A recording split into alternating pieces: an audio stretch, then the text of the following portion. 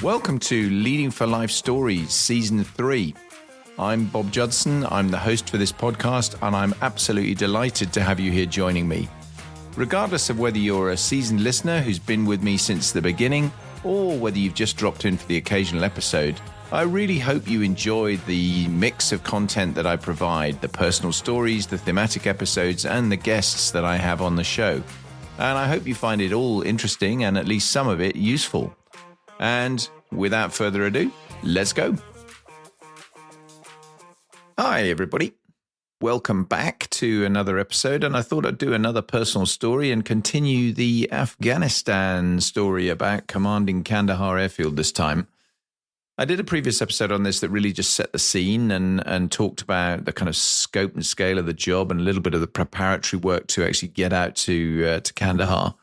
This time I thought I'd talk about herding the cats. I mentioned this on the last episode that I did on Afghanistan, and it was a really significant feature of this particular role. Any big job obviously has a degree of this, bringing people into line, but often the cats are from the same family and look pretty similar, and they're the same nation and do the same thing, and they kind of know the same set of rules. This was a very, very different thing because Kandahar Airfield, throughout the time I was there, was a NATO base. It was kind of NATO plus, really, because the Afghanistan campaign ran with more than just the NATO nations. So at any given time, we had about 20, sometimes more than 20 nations on the base in various forms with various sizes of detachments of varying importance, some flying aeroplanes, some just with garrison elements, some with quite small detachments. And that led to a raft of really, really interesting challenges that I'll get to in this episode. The upwards chain was also interesting. I was working for a 2-star Dutchman in the first part of my tour. Actually, that changed to become a 2-star Frenchman by the time I finished. And then I had a 3-star British officer, Army officer, who was deputy commander of ISAF, the International Security and Assistance Force. And then the overall commander of ISAF was a 4-star American Army general.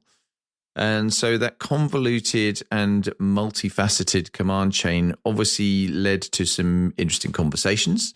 It worked incredibly well because NATO as a machine does work incredibly well under those kind of circumstances. But the different cultures and the different challenges when you bring it down to grassroots level on a base is more of a challenge. I'd seen NATO obviously throughout my whole career where we'd worked as part of NATO in the Cold War. We'd worked very closely with other nations. We'd done lots of work to do aircraft cross-servicing and those sorts of things where we'd flown to other airfields. But it was very rare, in my experience, to have been so integrated with so many nations all trying to work together. And as the commander of the base, I had responsibility for some of the really key life-sustaining functions. All the logistics obviously were my responsibility. The force protection was my responsibility. And those were elements that everyone had to basically come under that umbrella and live under that umbrella.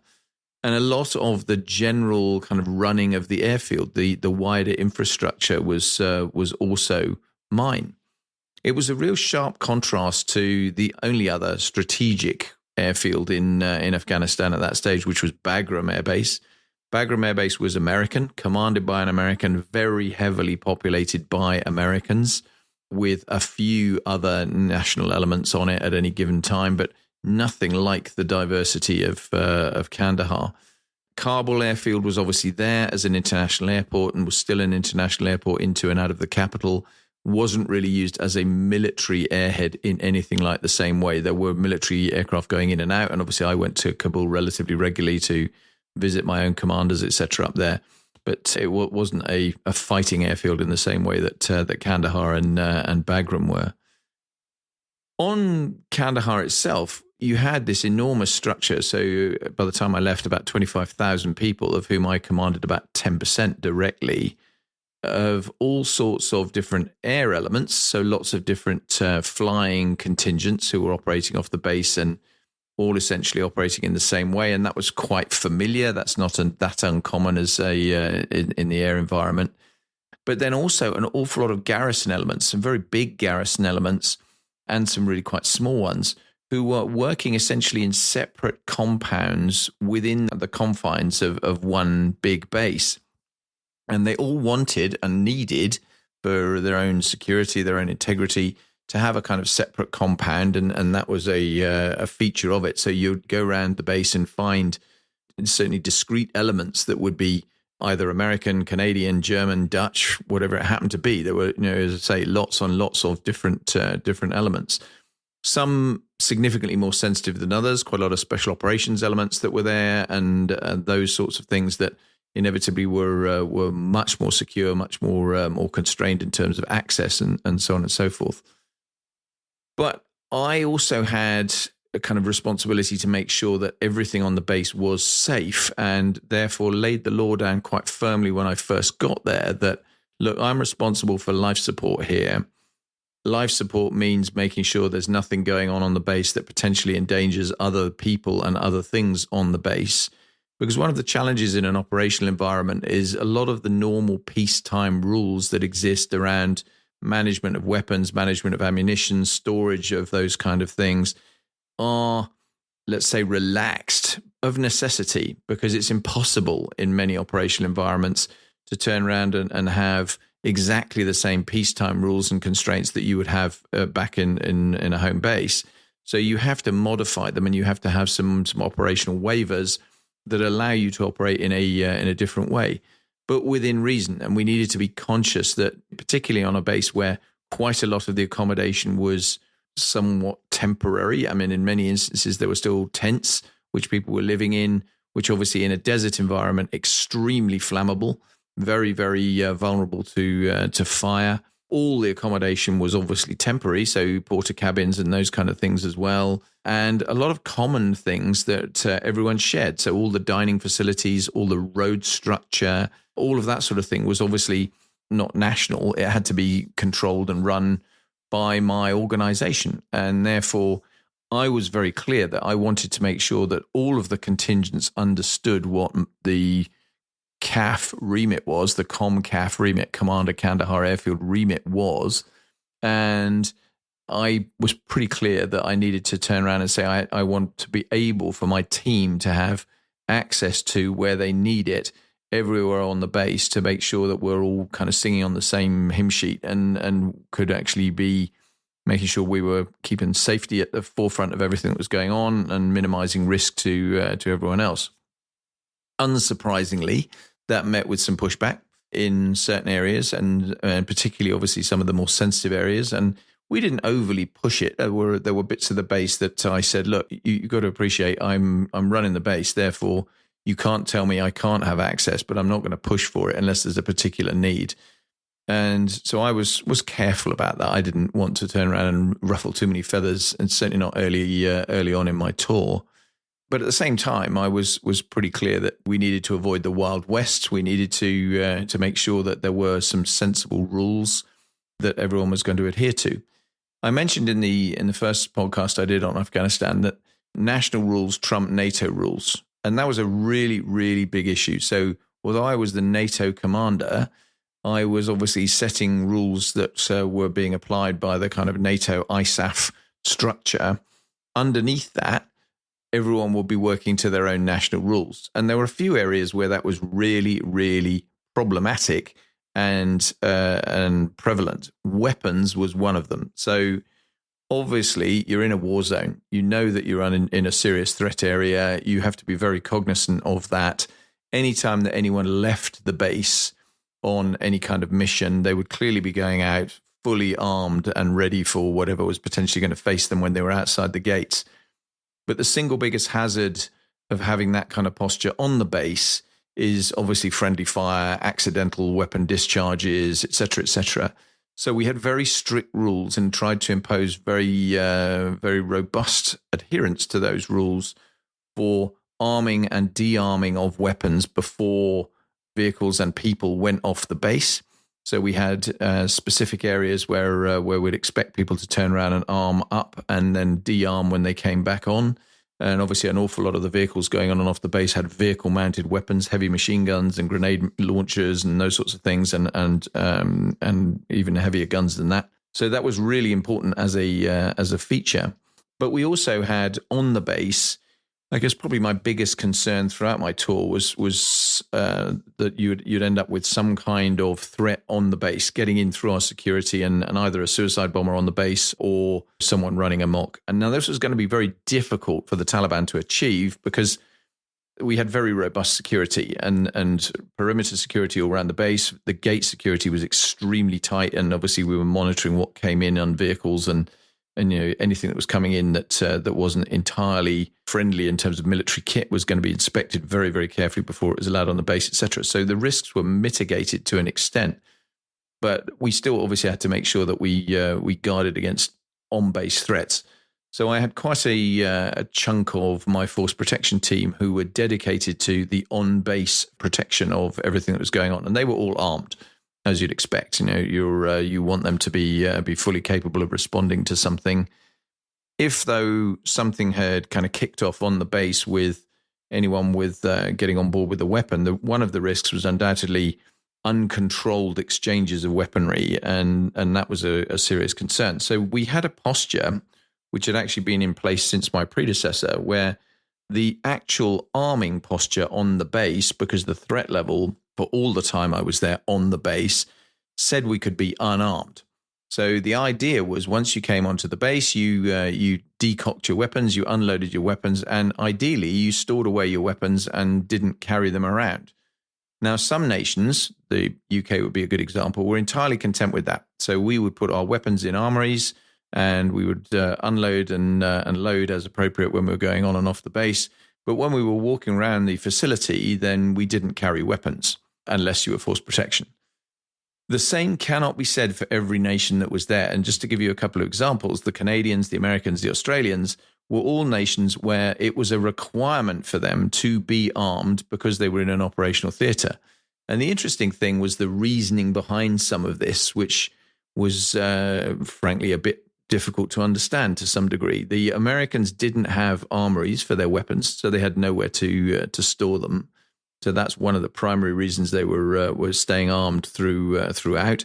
And we're not talking about walking around with a pistol on your hip. These were guys who were walking around with an M16 and ammunition, et cetera, the entire time. So you can imagine in a dining facility, you're in there with your rifle and a bunch of bullets. Now, the bullets were not in the gun. They were unloaded, but they were armed throughout the whole time.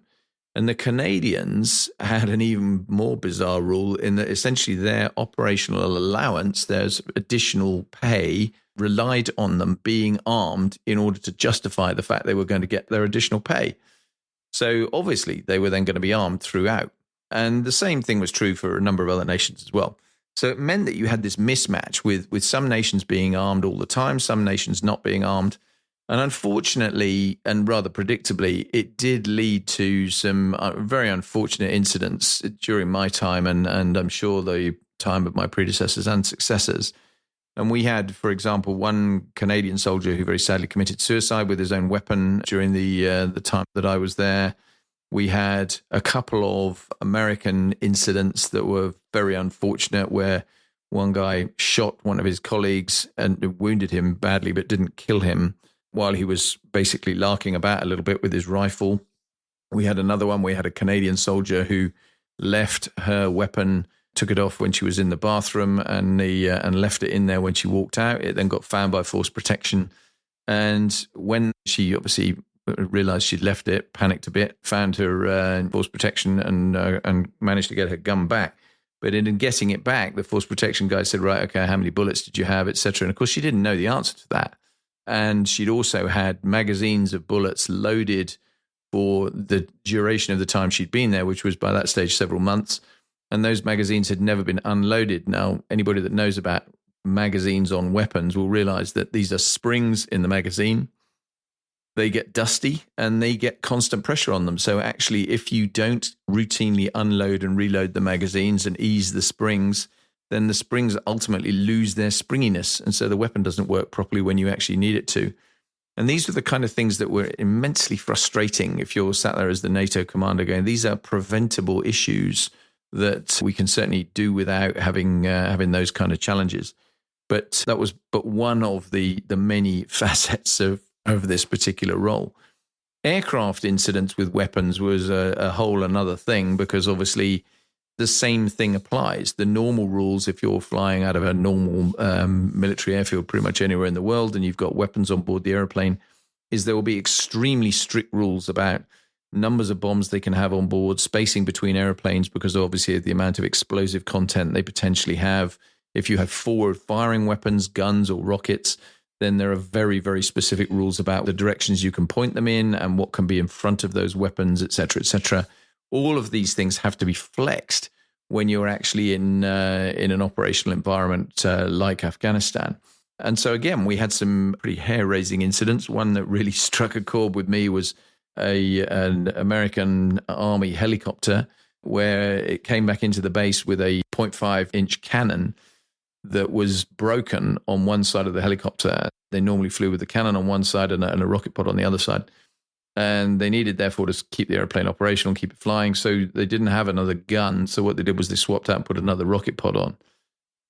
And without boring you with the whole story, they shortcutted their own procedures, put a rocket pod on, and when they were testing it, inadvertently fired a 2.75-inch rocket straight from the helicopter, forward-firing weapon, obviously, straight into the what's called HESCO Bastion barrier. So this is basically if you like, big bags filled with gravel, essentially, that provide protection, blast protection. They're designed to obviously protect the airplanes from some explosive that goes off outside the barrier and stopping it damaging the airplane. They also do serve the purpose of obviously protecting against forward-firing weapons or other explosives going off on the airplane. And luckily that worked like a charm on this occasion, in that the rocket hit the barrier. It hadn't had enough forward momentum and forward distance to arm, so it didn't explode, but it went into the barrier. And because it was a sort of canvas exterior to this barrier, and then it's got gravel inside it. And then the rocket motor blasted out a 2.75-inch tube of gravel, basically back out at the helicopter, which destroyed it. And badly hurt. It broke the ankle of one of the engineers that was actually working on the helicopter at the time. Luckily, no more serious injuries than that. But again, entirely avoidable incident. And I was just kind of holding my head in my hands with some of these things, going, "Oh my goodness, we're here to do operations, but we need to do it safely and sensibly."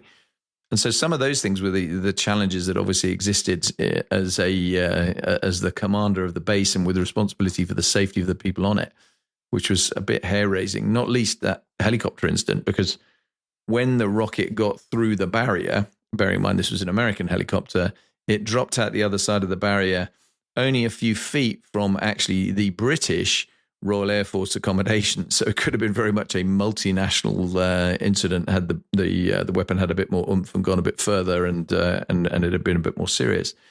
So we dodged a few bullets, pardon the pun, literally with this. We had a few very close calls, and unfortunately a few incidents that did end up in serious injuries, and as I said, one very sad death, which was just again, I guess, all part of life's rich pattern in that kind of world.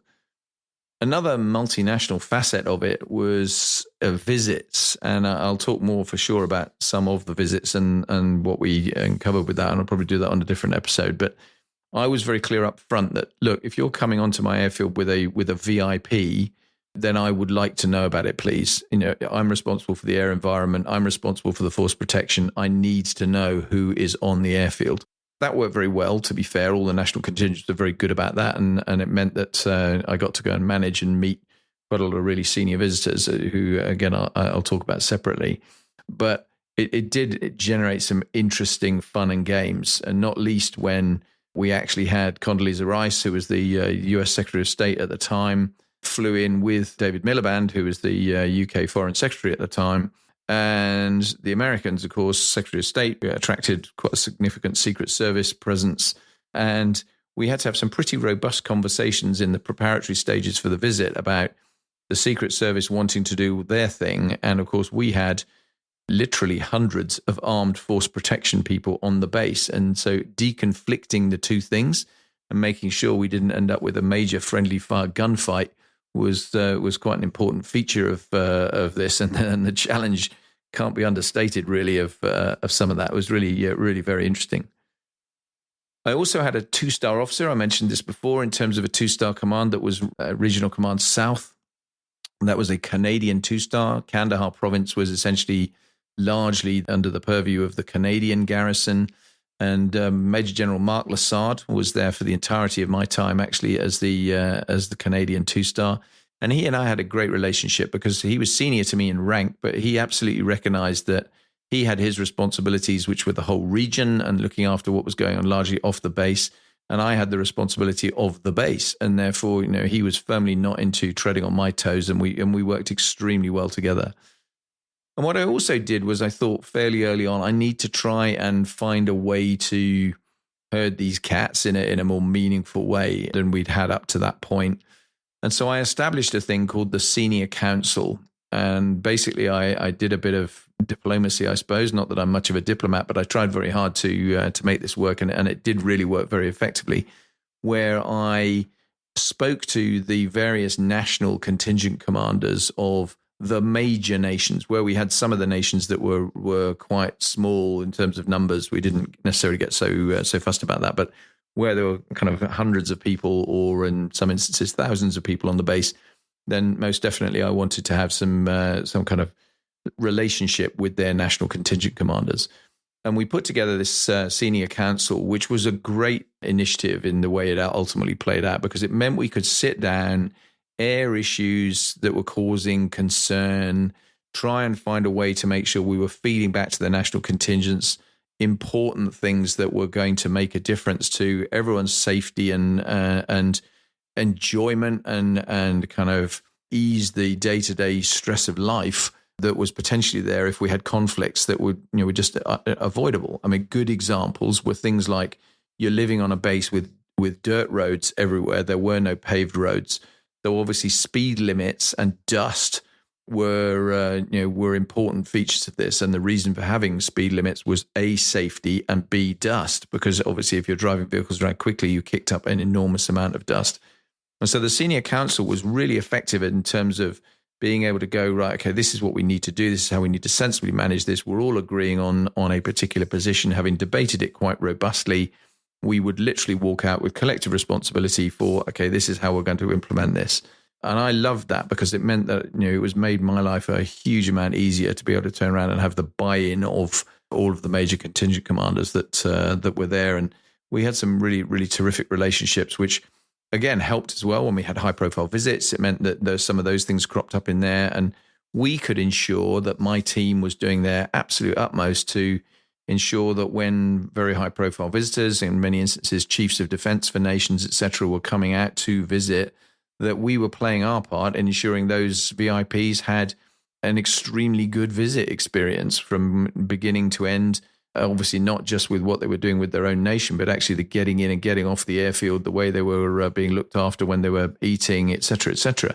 So all of that really mattered, and it was great that we were able to to play our full part in sorting that out. The last bit that I haven't mentioned so far is actually the Afghan military themselves, and the build-up of the Afghan military and the capability that they were starting to put together in 2008. It was quite embryonic. It went on a long way after that with both the Afghan National Army and also the Afghan National Police. But we had a 2-star Afghan general and a 1-star Afghan general who lived just off the base, literally just off the base, and a fairly big facility on the base where we were starting to build up their capability. And that was pretty embryonic when I was there, but went a long way further after that. And that was a really interesting area as well, because it was their country. We wanted to be very clear that, we're there to help them sort out what they needed to do to develop and sort of regenerate their own military and provide them with the kind of advice and help and support. And we were conscious that, culturally, it was really, really important that we were paying heed to the fact that we were on their ground and looking after them and not kind of going in as, kind of conquering nations. We were firmly in the space that, we needed to have the right kind of relationship. And again, that was terrific because there were the General Sherzai, who was the two-star general. He and I had an absolutely terrific relationship where we would go and see him very regularly. Usually that would inevitably involve hospitality at his end, where we'd go around for a meal and have a conversation via an interpreter to actually talk about what was going on, what he'd been up to, what he was seeing, what we were doing, areas of interest, areas of common interest, areas of challenge, etc. And it certainly made for a sort of additional part of the rich pattern of being out there. And it was one of the things I definitely looked forward to was some of the visits that we did. And probably about once a month, I guess I'd go and meet up with him and his deputy, who was the one star. And invariably, they would be into gifts, and we would be trying to provide alternative gifts. And have we got enough gifts that we can actually give them next time? Because obviously NATO's budget for gifts was extremely small. There's only so many pens you can give him. And that kind of thing was a really interesting challenge that we had to meet all the time. Another Afghan feature of the base was we had a weekly, most weeks, not absolutely every week, sometimes we didn't do it. We had a bazaar that was effectively where we got Afghan traders who would come just off the base to a protected area. We didn't let them onto the base proper, but we had a protected area where we would provide the security around it, and they would come and set up effectively a market for our people to go and meet with them and buy local Afghan goods, whether it was carpets or bits of jewelry or antiques, various, and some of it was complete tat, some of it was really very special, and some carpets and things, and some of the elements that I brought back as souvenirs came from that bazaar. And I was always acutely conscious that the traders that were coming to do this were doing it at enormous personal risk. And the Taliban would quite literally kill them if they knew they were supporting us as they would perceive it. So we were really keen to maintain this. And I remember there was a documentary film made while I was there, which was an amusing incident where I was in the bazaar with my interpreter, and I was buying a piece of lapis lazuli, which I still have at home, as a kind of souvenir of the time that I was there. And my interpreter came away from this exchange going, oh, we could have got a much better price. And of course, it was all on film, and they kept that bit in the film. And I didn't care. I really didn't care, because I thought, it mattered to me that these guys, got something back from us, and they absolutely didn't feel that we'd squeezed them and haggled down to the absolute bare minimum price. But it was another interesting feature, and definitely one of the areas of obvious risk, I suppose, in that we had to constantly mitigate that and check what they were bringing. It would have been a point where we could clearly have more risk induced by locals who'd been co-opted by the Taliban, etc. And we also had a lot of them on the base as workers in various guises doing all sorts of things. There was an enormous amount of building work going on throughout my time, and that side of life was definitely an area of focus. We were conscious, as I say, that something happening on the base was probably the biggest risk we faced, maybe alongside the shoot down of a strategic airplane. All those kind of things were massive factors. That's my cat herding. I think that's enough for this week. I have tons of things to talk about still in my head about some of the real leadership points from all of this, but I think the leadership point for me, and the relevant point, is if you're in that kind of environment, whether you translate that to the corporate environment as well, you've got to work as diplomatically as you can to bring all of the people together that you need to work harmoniously. And you can't allow too much dissonance and difference to develop that just makes it frustrating, because if you do that, it's inefficient for everybody. So it was vitally important to try and make sure that you oiled the machine that was, in this case, Kandahar Airfield, as thoroughly and as effectively as you could, to ensure that all of the moving parts worked relatively symbiotically and capably together with the minimum amount of friction. And I think that was something I definitely would take away into a kind of later life as well, and think about, how you actually do make sure that you're involving all of the relevant people. You don't leave anybody out, and you actually try and make sure you're hearing their issues, you're working their problems, and you're bringing it together as best you can with a collegiate approach that everyone is buying into. That didn't always work. Sometimes we had bits of friction, but by and large, it was a really important feature. And I think that's my kind of big point from this. That's the, if you like, the leadership lesson. I really hope you've enjoyed it. I will doubtless be back very soon with some more on this. And until then, thanks a lot. Bye now.